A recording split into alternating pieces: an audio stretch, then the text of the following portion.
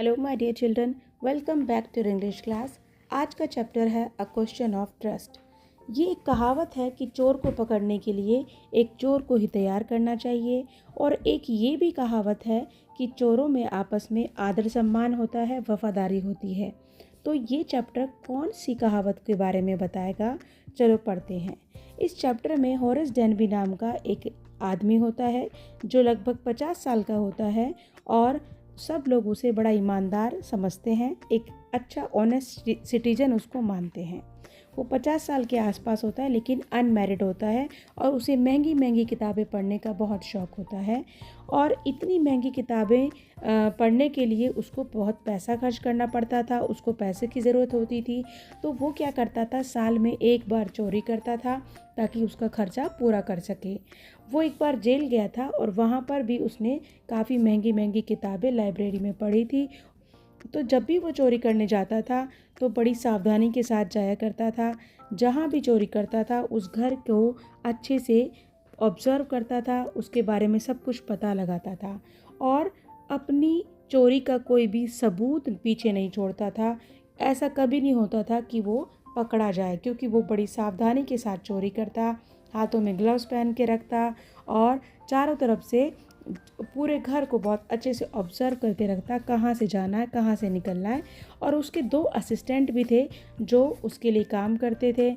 वो लोगों की नज़र में एक ताला बनाने वाला था और ताले बनाया करता था, और उसके 2 असिस्टेंट थे जो उसके लिए काम करते थे, ताला बनाने के लिए उसकी हेल्प करते थे। तो उसने अब की बार क्या किया, एक शॉर्ट गोरोवर रेंज नाम का घर था जो उसको बहुत अच्छा लगा।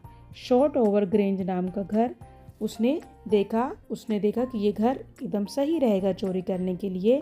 और उस घर के जो मालिक थे वो लंदन में रहते थे, और उसमें 2 नौकर रहते थे जो मूवी देखने के लिए बाहर गए हुए थे। और वो कई दिन से इस घर को काफ़ी ऑब्जर्व कर रहा था, और ये पता लगा रहा था कि कैसे चोरी की जाए। उस घर में एक कुत्ता भी था जिसका नाम था शैरी, और उसने ये भी पता लगा लिया था। और घर में जाने के लिए जो एंट्री थी वो उसने गार्डन की साइड में जो दीवार थी वहाँ से कूदकर उसने जाना सही समझा। तो जब दोनों नौकर मूवी देखने के लिए जाते हैं तो वो घर में घुस जाता है, और जब उसे कुत्ता नज़र आता है तो वो उसको उसके नाम से बुलाता है, कहता है शैरी। और वो कहता है कुत्ते को उसके प्यार से उसके नाम से बुलाओ तो हमें काटता नहीं है।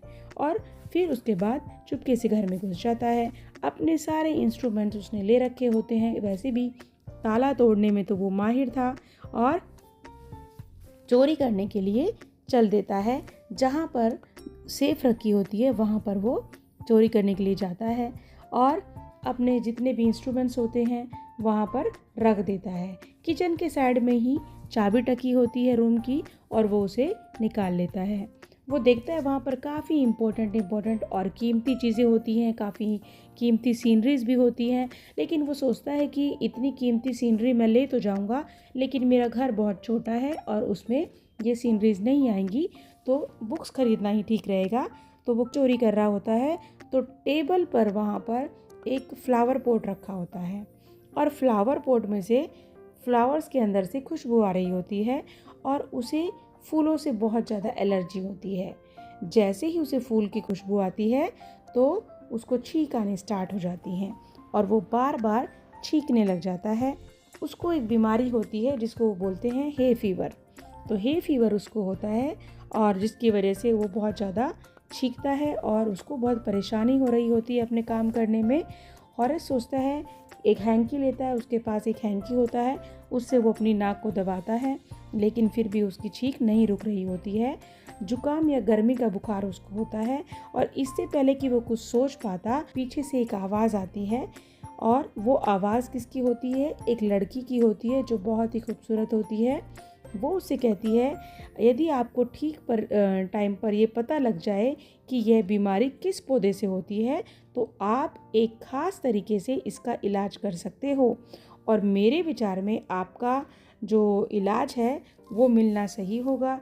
यदि आप अपने धंधे में बहुत ज़्यादा सीरियस हैं, और अभी अभी मैंने आपकी आवाज़ को घर की छत पर सुना था। ये होती एक सुंदर सी लड़की जो बड़ी चालाक होती है, बहुत चतुर होती है, और वो उसको देख लेती है। वो कहता है कि जैसे ही उसको देखकर भागने की कोशिश करता है तो वो कहती है भागने की कोशिश मत करना, वरना मैं पुलिस को बुला लूँगी और तुम्हें पकड़वा दूँगी। तो वो कहता है कि प्लीज़ मुझे जाने दो, मैं दोबारा कभी भी तुम्हारे घर में नहीं आऊँगा, मुझे जाने दो। तो वो कहती है कि मैं मकान मालिक की बीवी हूँ, मैं यहाँ इस घर की मालकिन हूँ और मैं गलती से अपनी ज्वेलरी अपने सेफ में भूल गई थी और मुझे पार्टी में जाना है और मुझे अभी अपनी ज्वेलरी चाहिए। मैं तुम्हें जब एक शर्त पे छोड़ूंगी, जब तुम मेरी ज्वेलरी मेरी सेफ में से निकाल कर मुझे दे दोगे तो मैं तुम्हें जाने दूंगी। उससे कहती है कि अगर तुम सेफ तोड़कर, मैं चाबी भूल गई हूँ, मेरे पास चाबी नहीं है। लड़की उससे कहती है कि लंदन जाने से पहले मैंने अपने पति से वादा किया था कि मैं सारे गहने बैंक में रख दूँगी, लेकिन मैंने उनकी तिजोरी के अंदर ही छोड़ दिया और आज रात को गहनों को एक पार्टी में पहनकर मैं जाना चाहती हूँ और उन्हें लेने में मैं वापस यहाँ आई थी, लेकिन मैंने तुम्हें देखा तुम यहाँ चोरी कर रहे हो और मेरे पास चाबी भी नहीं है। तुम एक काम करो, मेरे लिए तिजोरी तोड़ दो और मुझे मेरी ज्वेलरी दे दो, फिर मैं तुम्हें जाने दूँगी। ये बात सुनकर होरेस हैरान हो जाता है और वो सोचता है कि ठीक है, अगर आप मुझे ऐसा जाने देंगी, मुझे छोड़ देंगी, तो ये तो मेरे बाएं हाथ का खेल है, कोई बड़ी बात नहीं है और ऐसी कोई सेफ नहीं है जिसको मैं तोड़ नहीं सकता। मैं तिजोरी को तोड़ दूंगा और आपकी ज्वेलरी आपको दे दूंगा, बस आप मुझे जाने दो। तो फिर क्या होता है, होरेस तिजोरी तोड़कर उसे दे देता है और सारी ज्वेलरी निकाल कर उसे पकड़ा देता है और वो खुशी खुशी अपनी सारी ज्वेलरी ले लेती है। और लेकिन इस टाइम में होरेस तो सोचता है कि ये तो मकान मालकिन है और ये तो खुद ही मुझसे तिजोरी को तोड़वा रही है, तो वो सेफ्टी नहीं बरतता, ना तो वो ग्लव्स पहनता है और अपने फिंगरप्रिंट्स का ध्यान नहीं रखता और ये सोचकर कि ये मकान मालिक मुझे छोड़ देगी और वो सारी ज्वेलरी उसे निकाल कर दे देता है और अपने घर चला जाता है। घर जाने के बाद में 2 दिन बाद में, जब 2 दिन हो जाते हैं, तो होरेस को पुलिस पकड़ने के लिए आ जाती है और वो हैरान रहता है कि पुलिस उसे क्यों पकड़ रही है। पुलिस उससे कहती है कि तुमने शॉर्ट ग्रोवर रेंज में जो घर है जो उसमें चोरी करी है, उसके मालिक ने जो है कंप्लेन करी है और दूसरा तुम्हारे फिंगरप्रिंट्स वहाँ पर मिले हैं और तुम ही ने वहाँ पर चोरी की थी और अब तुम हमारे साथ जेल चलो।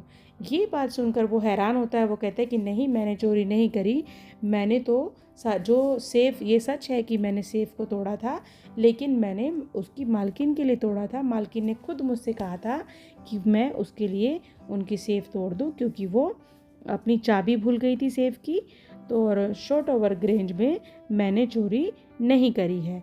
लेकिन उसकी ये बात सुनकर असली मकान मालकिन आ जाती है और पुलिस वाले भी उसकी बात को देखकर हंसती है, उसका यकीन नहीं करते, कहते हैं कि नहीं, ऐसा नहीं हो सकता, तुम झूठ बोल रहे हो। और तो पुलिस वाले फिर जो है मकान मालकिन को बुलाते हैं, जो असली मकान मालकिन होती है, जो एक बुज़ुर्ग औरत होती है और वो असल में मालकिन होती है उस मकान की।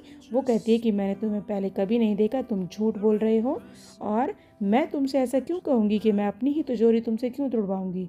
उस वक्त होरेस को हैरानी होती है और उसको समझ में आता है कि वो चालाक, शातिर, खूबसूरत लड़की एक्चुअली में चोर थी और उसी के प्रोफेशन में थी और वो उसे बेवकूफ़ बनाकर चली गई थी और ये चीज़ वो समझ नहीं पाया। उसको लगा कि वो मकान मालकिन थी और वो अपनी ज्वेलरी लेने आई थी, लेकिन ऐसा नहीं था।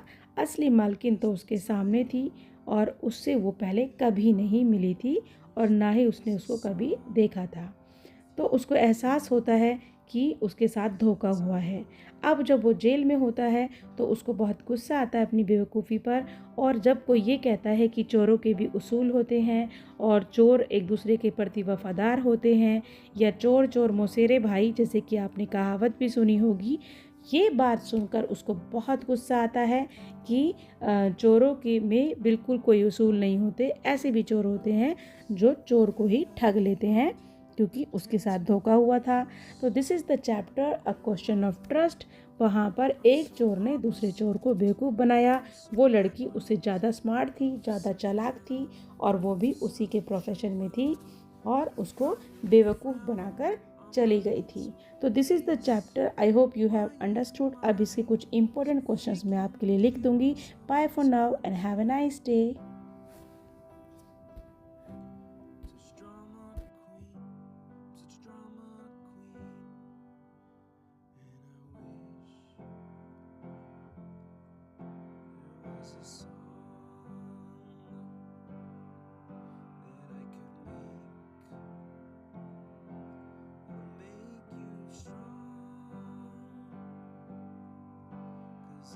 Tired